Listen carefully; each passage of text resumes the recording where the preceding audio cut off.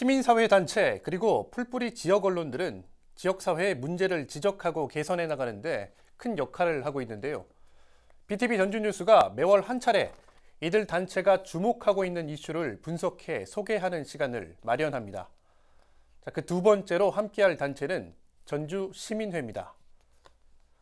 전주 도심의 마지막 노른자위 땅으로도 불리는 옛 대한방직 부지를 어떻게 개발할지를 두고 수년간 논란이 이어지고 있는데요. 최근에는 전주 시민들로 구성된 공론화위원회가 최종 권고안을 만들어 전주시에 전달하기로 했습니다. 시민의 의견을 들어 개발 방식을 마련한다. 여기까지만 보면 지자체가 공공택지를 개발하는 사업처럼 보이지만 해당 부지는 사유지일 뿐입니다. 돌이켜보면 지난 2018년 자광이라는 생소한 중견 건설 회사가 이곳에 143층 타워를 짓겠다는 구상을 발표하면서부터 본격적인 논란이 시작됐는데요.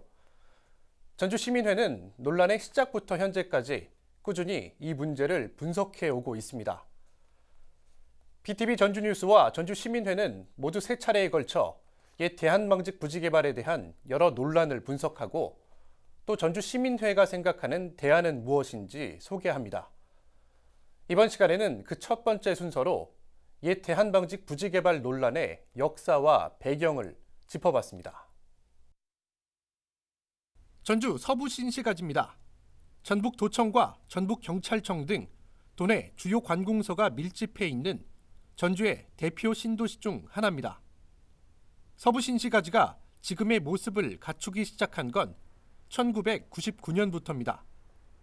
당시 전주시는 허허벌판이었던 253만 제곱미터의 땅을 택지로 개발하는 사업을 추진했고 대한방직 부지도 포함됐습니다.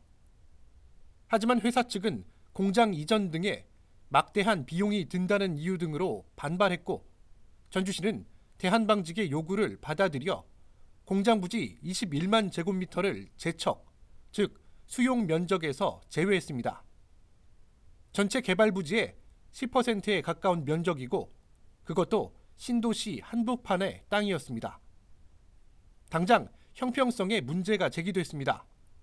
당시 원주민들은 자신들의 토지도 대한방직처럼 제척시켜달라는 청원서를 제출했지만 받아들여지지 않았습니다. 대한방직은 당시에 공장을 운영을 하고 있었고 수백 명의 노동자가 있었기 때문에 그걸 명분으로 대한방직이 제척해주라고 해서 그게 관철이 된 거거든요. 그런 그 형평성 때문에 지금까지 도시 계획이 제대로 완성되지 못한 채 게다가 이 부지는 도시 기본기획상 주거용지로 분류되면서 대한방직은 가격이 오를 일만 남은 땅을 가지게 된 셈이 됐습니다. 이 때문에 이미 당시부터 특혜 시비와 알박기 논란이 있었습니다. 왜냐하면 도시 개발을 하게 되면은 사회기반시설, 도로, 상하수도, 전기 이런 게 새 시설로 딱 설치가 되거든요. 그렇게 되면은 도시 개발에 제척되면은 앉아서 그런 편익시설, 그러니까 땅값을 올릴 수 있는 그 시설이 다 완공되는 거죠.